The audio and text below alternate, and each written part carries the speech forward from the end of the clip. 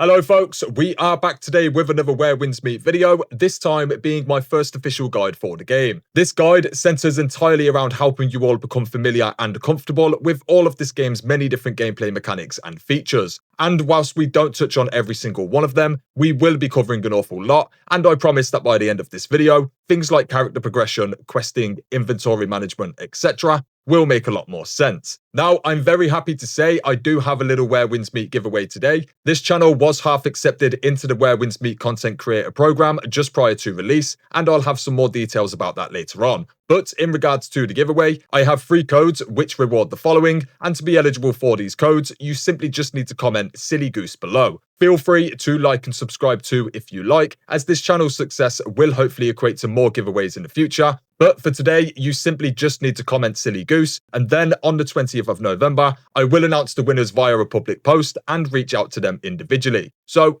best of luck, folks. Anyway, I've timestamped this video a lot, but as always, this guide is best experience from start to finish, and we are not wasting any time. So, let's get started. Now, first thing is first, upon opening the start menu, you can view all of these tabs right here. Some may not be available to yourself currently, as they are all based around progression, but just following the main story and leveling up should reveal them with time. To level up, you gain experience by doing pretty much anything, and your max level will determine an awful lot, such as what content is available to you and what gear you can equip. Leveling up has milestones, the first of which being level 15, 20, and then level 30. However, there are many more, and essentially, upon reaching these levels, you'll want to select breakthrough from either here or here to then progress beyond this point.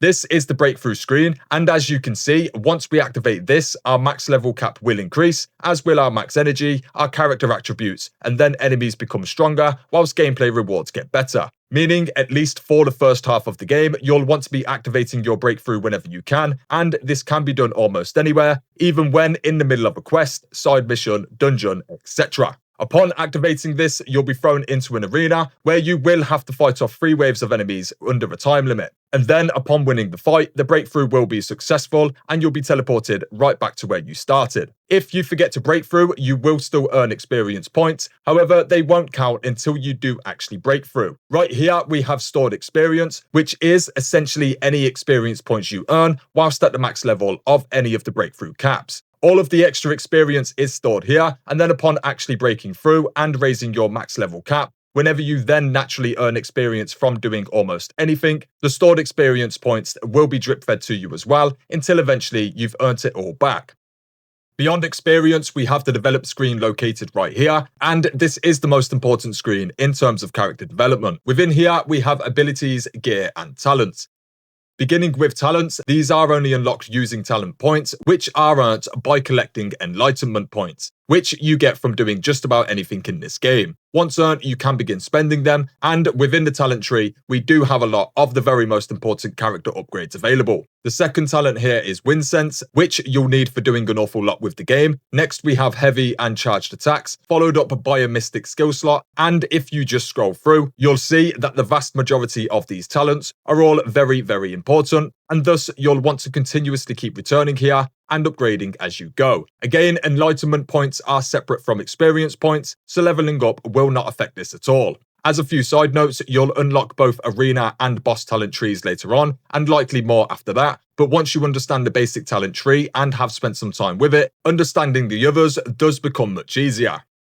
Next to the talent screen, we have gear. This is a very handy screen when first starting out, as you won't need to pay much attention to the gear you're equipping, you just want to go ahead and equip the strongest you have. The green arrows indicate that a stronger option is available for you, such as when selecting this helmet, I can see a better one is available right here. Essentially meaning, whilst early on in the game, feel free to just pop in here, equip the best stuff you have, and then move on. This will of course change with time, but you're a long way out from worrying about specific stats on gear just yet, so for the foreseeable future, just equip the best you have. Outside of this, we can also enhance the actual equipment slots themselves, basically improving our overall character progression. These enhancements do not improve the specific gear, but it increases the slot that the gear is placed within. For instance, this upgrade here just affects the attack damage of my left-handed weapon, so regardless of what actual weapon I have in my left hand, it will receive these buffs. So they can kind of basically be looked at as permanent upgrades to your overall stats. as some of these increases are very valuable, and again, you'll want to periodically pop in here and upgrade as you go. If you are unsure as to what you need for the upgrades, you can go to the cost right here, select the item in question, and then you'll receive a decent breakdown of what the item does and how you can obtain it, which is a mechanic we'll be circling back to a few times throughout this guide. As mentioned earlier on, max level does affect the gear you can equip, as shown on gear items right here under gear tier. So naturally, you'll need this level in order to equip the item, but beyond this, you'll also need higher level gear to continue enhancing your gear slots. As shown here, I currently can't upgrade my helmet slot because I do not have a level 31 helmet equipped. However, upon equipping a level 31 helmet, I can now go back and upgrade this slot. Finally, for the develop screen, we have abilities, which initially looks like this. First up, we have martial arts, which are essentially different fighting styles for each individual weapon. Nameless Spear is a martial arts we all get very early, and I'll use this as the first example. Essentially, this is a DPS class, meaning it is built for dishing out damage, whereas the other two options are tank and healer. On the basic martial arts right here, we can see the fighting style's full list of moves, meaning if we have Nameless Spear selected, any spear we then equip will have these moves attached to it. As a comparison, we have the Thundercry Moblade right here, which is slightly different to the spear, meaning when selecting or using a new weapon, be sure to come here and check out the basic moveset, as this will be a solid starting off point. Beyond this, the martial arts talents will differ quite a bit and will refine your playstyle with that specific martial arts. For instance, the Nameless Spear gives this buff for breaking through to tier 1, whereas the Stormbreak Spear gives this buff instead. As a different example, if we look at both the Inkwell and Panacea fans, we can see that their movesets do differ from one another, with one being focused on DPS, whilst the other focuses on healing allies. All of these martial arts can be leveled up, and just like character leveling, they do require breakthrough at certain milestones. As always, I recommend coming back often and progressing this whenever you can, and as for any items specifically needed, just select the item itself, and you'll be given a list of options right here. As for obtaining these martial arts, just select the obtain option right here, and you'll once again be shown various different ways of doing so. Then you can simply track it from right here, and then go hunt it down. I won't be spending any longer here as we've covered everything we need to know for now, but the main takeaways are, once again, return here often to level up and break through these martial arts, just as you would with character level, the talent tree, etc. Outside of the martial arts screen, we have Inner Way, which can essentially just be looked at as passive skills. These are unlocked through first collecting their tome or tomes, and like many things, can be hunted down directly from here. Simply select the passive you like the sound of, and then comprehend the clue, and you'll be given some rough outline on where to start. Once unlocked, they can be slotted in or out at will, and basically all serve to further refine your playstyle.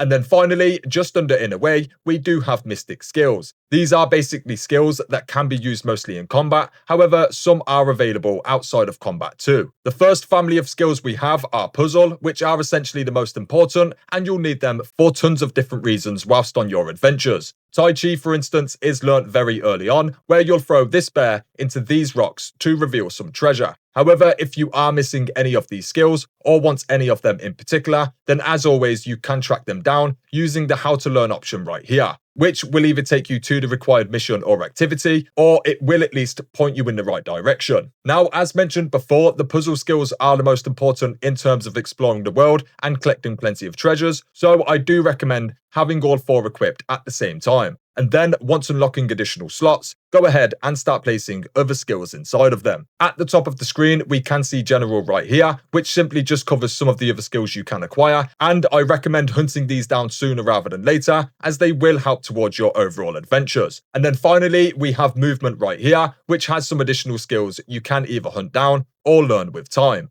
The main takeaway here would be to familiarise yourself with the puzzle, general and movement skills first, as they're all the most important in regards to exploring and progression, and then everything else on the offensive page is pretty much just for combat. And then for the final note here, these skills can also be upgraded. Once again, you can track the resources needed by simply just selecting them, so of course come back here with time and upgrade the skills you like the most.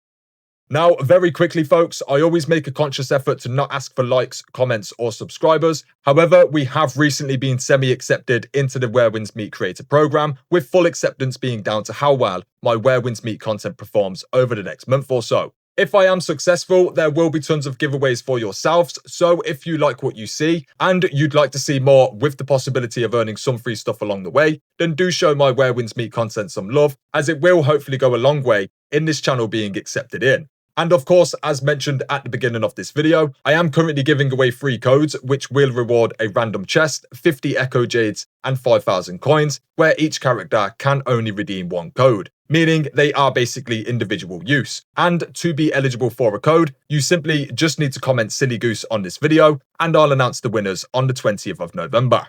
Anyway, returning back to the guide, as a quick little side note, marked right here on the map you'll find a healer, and upon interacting with her, you can trade these medicinal tails for upgrading your core healing items, very similar to Dark Souls or Elden Ring, and thus you will want to track these down, and remember to return here often. So that is just about everything you'll need to know regarding character progression for now. There are of course some much deeper mechanics that develop much later on in the game, but once you've spent some time with everything outlined in this guide already, it will make understanding everything else much easier when the time actually comes. The main takeaway here would be pay attention to your character level and then everything else within the develop tab. It conveniently gives you access to everything you need to check in on and level up over time, such as unlocking more talents on the talent tree, enhancing your gear slots, upgrading your martial arts, etc. And I'd recommend trying to remember to come back here every couple of levels, as early on, the first upgrades unlock some very valuable core skills, buffs, and abilities.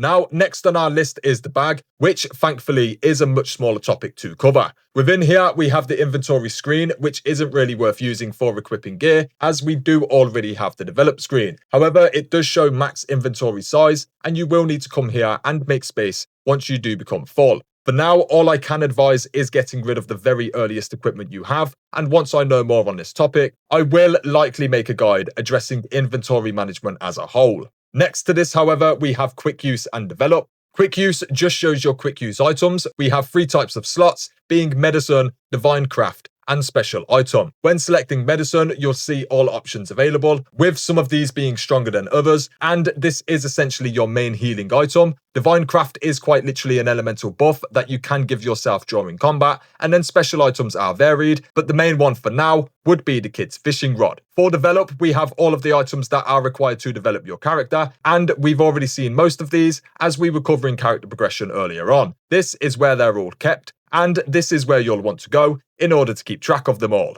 Next to all of this, we have an actual inventory covering all items outside of gear or character upgrade materials. I can't possibly advise on everything here. All of these items have various different purposes, and once having played for a little while, you would do well to visit this and familiarize yourself with what you have. Under the common category, things such as life materials, aka oddities, and pillow powder will be covered later on. However, we do have chests that can be opened here, as well as various other currencies, collectibles, puzzle items, etc. Then we have tabs for all appearance-based items. Next, we have consumables, where we can see our meals, fishing bait, arrows, etc. And then we have raw materials, which are used for various different crafting purposes. Next to all of this, we have quest and trading items, which should be quite self-explanatory. And then finally, we have a currency screen showing the various different currencies you own. Not much else to say for now. We essentially have all gear, quick use, and character development items right here. Then all other items here,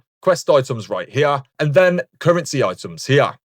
Now, with both character progression and the inventories covered, let's touch on exploration and oddities. First up, upon roaming the world, you will discover main campaign missions, side quests, activities, collectibles, materials, and treasures, etc. And they all become marked once getting close to them. Outside of this, however, if you visit the wayfarers dotted around each map, then they will give you portions of the world map, and with this, all activities are then revealed. And if you zoom in close enough, you can get an overview of them all. You can just as easily run around and randomly interact with anything as and when you want to, but you may also want to browse through here just to read up on all of the different activities available, whether they be main quests, side quests, competitions, multiplayer events, or even world bosses. The good thing is though, everything is marked and tracked, so as overwhelming and confusing as things may be to begin with, once you have unlocked portions of the map, it does all become vastly easier to familiarize yourself with and understand. Beyond this, along your adventures, you'll discover oddities, which come in various different forms, but to name a few, we have bugs that can be chased or found hiding under rocks or crates. We have these red flies that need to be guided back to the incense sticks. We have enchanting lotus flowers, which require you to first shoot the purple bugs before you can collect them, and then various other oddities for you to discover yourself.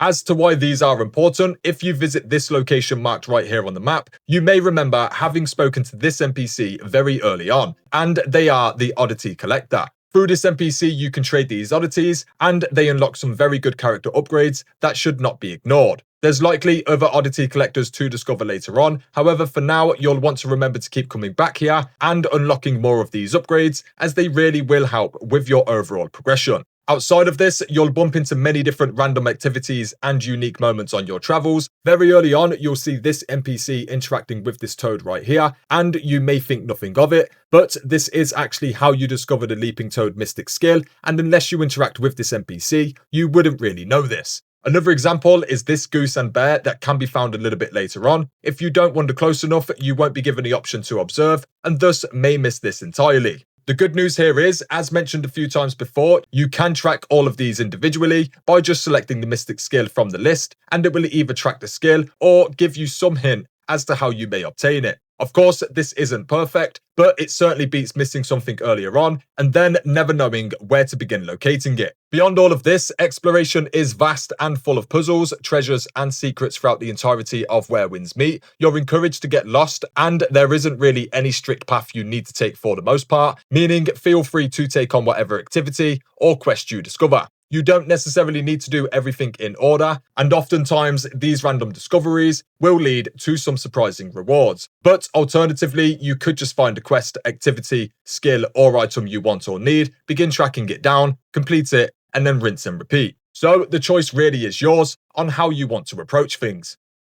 Now, as an addition to exploration, we do of course have a journal, which is very useful for keeping track of or hunting down specific tasks or rewards. Within here, we have a vast list of different trackers. However, these are only for the Qingha region, and Kaifeng has its own separate trackers, which can be unlocked through progression.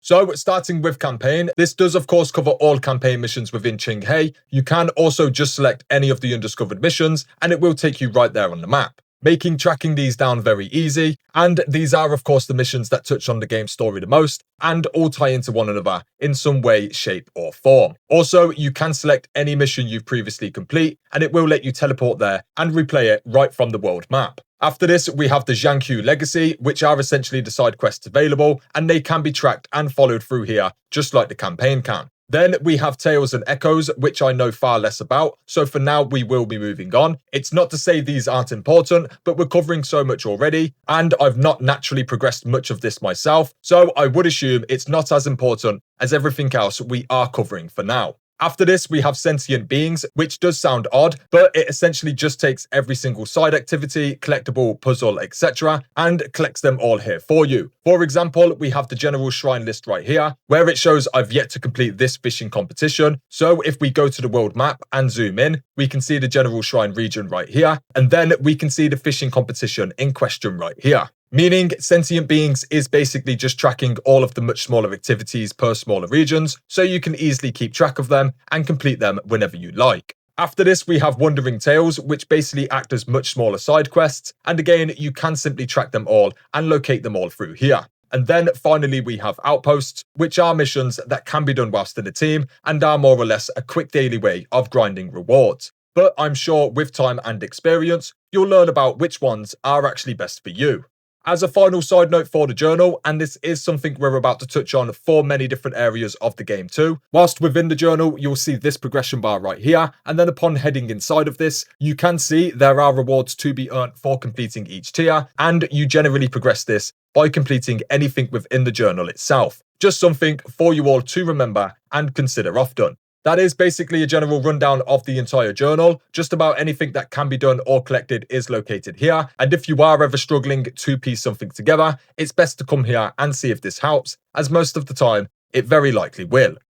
Now, as mentioned for the journal, there are progression rewards, and these can be found almost everywhere else too. If we head to the events tab, this does a very good job of keeping these all collected together, and we'll start with the first one here, being Dawn to Dusk. Essentially, this right here looks to be the monthly sign-in calendar, and for every day you sign in, you do get a reward. If you miss a day, then the rewards can be earned back, and I'll explain how to do so in just a second. And this is just a very basic example of how these rewards work. Now, if you do miss a reward and would like to earn it back, you can do so simply by first acquiring adventure slips, which are basically earned by partaking in multiplayer or co-op. Upon receiving 110 of them, you'll receive a makeup attempt, and then this can be used on any rewards you missed. But not all the reward tracks have makeup attempts, so do bear this in mind. Next, we have the campaign Ching Hair event, where we can see we have 9 objectives to complete. These are all listed right here, with their individual rewards shown. Next, we have the Lumina Guide Ching He. Upon entering this, we have 2 options, Chrono Exploration and Chronicle of Shadows. The Chronicle of Shadows is essentially a personalized record of some of your journey, and through completing it, you will earn some rewards. And then Chrono Exploration essentially gives you a long list of tasks to accomplish, and you can receive various different rewards for doing so. I think you get the gist here. There are basically additional lists of tasks for you to complete to then receive additional rewards. Only a lot of them already require things you're likely going to do anyway, so just check back in on the events quite often, as it is likely you will have rewards waiting for you. They are mostly designed to generally ease you into the game and all of its different mechanics and features, so don't feel the need to rush any of this, as a lot of it you'll probably complete passively anyway. Now, I appreciate that is an awful lot we've covered already, folks, and there is still a lot that's yet to even be touched upon, but for the sake of keeping this video from being any longer than it already is, we will be quick firing through everything else, and some of this game's features and mechanics are not featured in this guide. However, for the most part, they all come later on in the journey, so just getting you all up to speed and making you all familiar with everything thus far should go a very long way in making any future mechanics and features a lot more understandable. Up first, we have professions. All you really need to know is you can track these, learn these, and then continue getting better at them. And they have a range of different purposes, both with NPCs and other players, so look into this as and when you want to. To give the Appearance tab a quick overview, none of the equipment you actually equip will be visible apart from weapons, and instead, to look pretty, you'll need to visit this, and then you can equip whatever cosmetic items you own. The shop is very self-explanatory. You'll mostly find things here you can purchase with the premium currency, being Echo Beads. However, there are some things that can be bought using Echo Jades, so worth stopping by here and snooping around. The Compendium keeps track of pretty much everything you interact with, and it's worth coming back here often, as you will be rewarded Echo Jades for your efforts. Wandering Paths is basically a central location to access all things co-op and multiplayer. Challenges has some rewards that can be earned, but you'll first need to level up a bit before having many options. Casual co-op does exactly what it says on the tin. You'll find a decent range of different co-op options here, which can be a quick and easy way of earning adventure slips, which we have already discussed. And then we have Arena for PvP, and then various other activities, which we will cover a lot more in a future video. But essentially, look at Wandering Paths as a one-stop spot for all co-op and multiplayer activities. And then finally, we have Sects, which should basically be looked at as kind of like factions. You don't have to join one, and by not doing so, you'll earn some unique rewards. However, I don't know enough about all of this to advise much as of now, so it's likely I'll be following this up with its own video in the very near future. Now, as I said before, folks, that is an awful lot, and I'm sure there is probably still a good chunk I've missed out along the way, but the goal of this video was to help make the core gameplay and mechanics easier to understand for all players. So once you've spent a little bit more time with all of this, hopefully everything else left to be discovered should make a lot more sense, and you'll be able to pick a lot more of it apart yourselves without feeling overwhelmed or lost. I will be back over the coming days, weeks, and months with plenty more Where Winds Meet guides and news videos, and hopefully during that time, I will have lots of giveaways. As mentioned through this video, comment below to be eligible for the codes I'm currently giving away, and show this video some love if you would like to see more and see this channel be accepted into the content creator program. Anyway, that would be it for this one, folks. I'll be back soon with plenty more, and I do of course have a range of guide and news videos on the channel already, so do feel free to stop on by and check things out. Otherwise, thanks for watching, folks, and until next time, peace.